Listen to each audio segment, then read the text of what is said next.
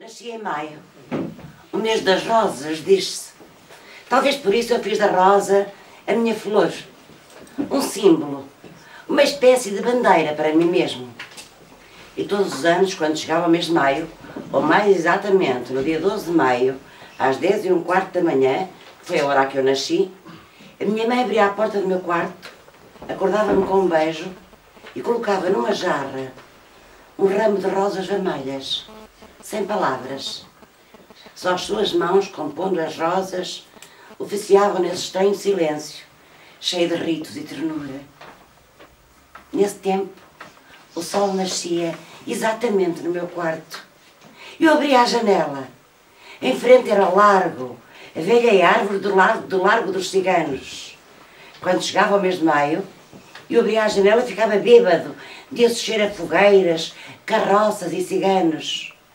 E respirava o ar de todas as viagens da minha janela, capital do mundo, debruçada sobre o largo onde começavam todos os caminhos.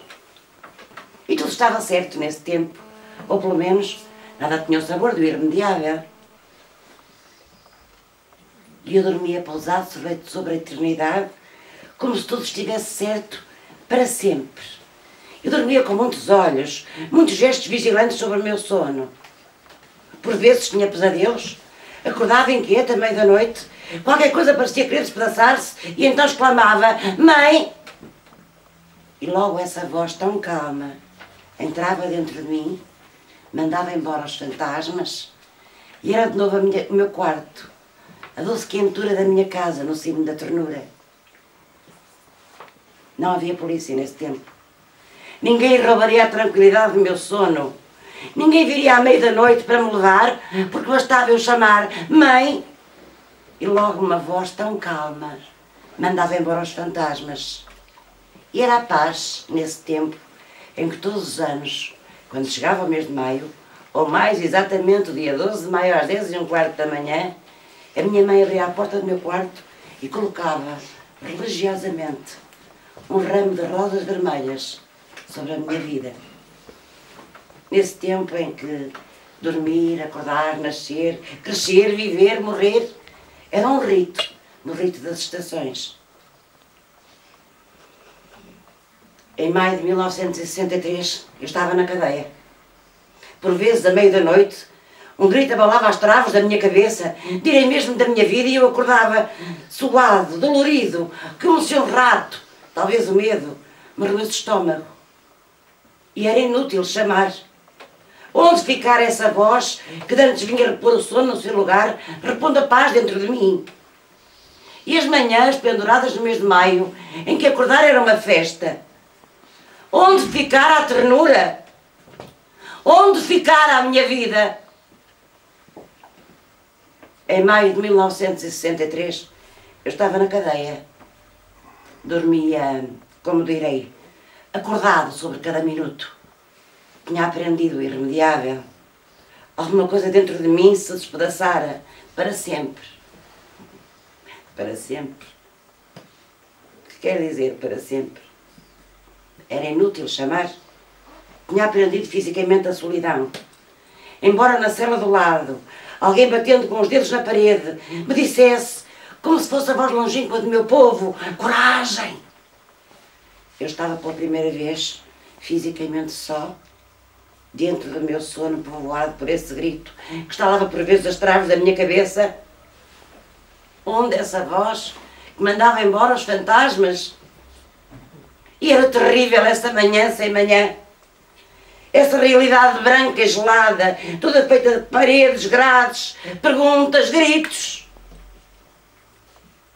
Mesmo que na cela do lado, alguém batendo com os dedos na parede, me dissesse "Bom dia!" Era terrível acordar nessa estreita paisagem com 7 passos de comprimento por 7 de largura, tão hostil, tão dolorosa como as regiões dos pesadelos. Porque acordar era ter a certeza de que a realidade não desmentiria o pesadelo. Mesmo que os meus dedos, batendo na parede, transmitissem notícias de um homem que podia responder "Bom dia!" de cabeça erguida, era terrível acordar no mês de maio, com a certeza de que no dia 12 a minha mãe não entraria no meu quarto, deixando-me na fronte um beijo e rosas vermelhas sobre os meus 27 anos. Talvez seja preciso renunciar à felicidade para conquistar a felicidade. Eu estava na cadeia em maio de 1963. Tinha aprendido a solidão.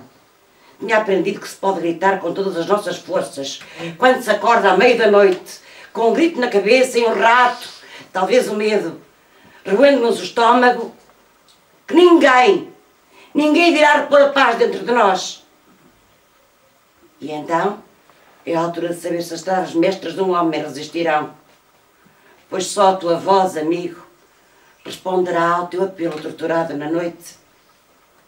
E nessa hora, a mais solitária das horas, se conseguires cerrar os dentes, dar um murro na parede, acender um cigarro, vencer esse encontro com o solidão no mais fundo de ti próprio, com que alegria, com que estranha alegria, na manhã seguinte tu responderás: bom dia!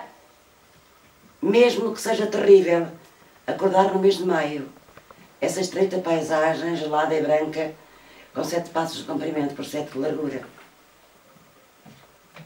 É certo que se podem escolher outros caminhos, mas poderia eu ter escolhido outro caminho? Acaso poderia dormir descansado, onde quer que estivesse, sabendo que algures na noite há homens que batem, há homens que gritam? Os fantasmas tinham entrado no meu sono, invadiram a minha casa no cimo da ternura.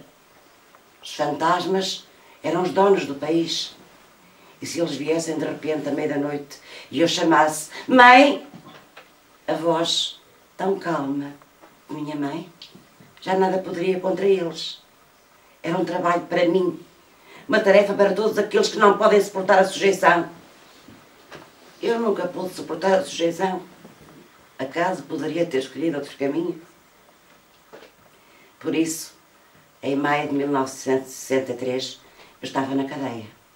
Isto é, de certo modo, eu estava no meu posto. No dia 12 não acordei com o beijo de minha mãe. Porém, nessa manhã, não posso dizer ao certo porque não tinha relógio, mas talvez, quem sabe, às 10h15, o carcereiro abriu a porta e entregou-me, já aberta, uma carta de minha mãe. E ao desdobrar as folhas que vinham dentro do subscrito violado, a pétala vermelha de uma rosa vermelha caiu como uma lágrima de sangue no chão da minha cela.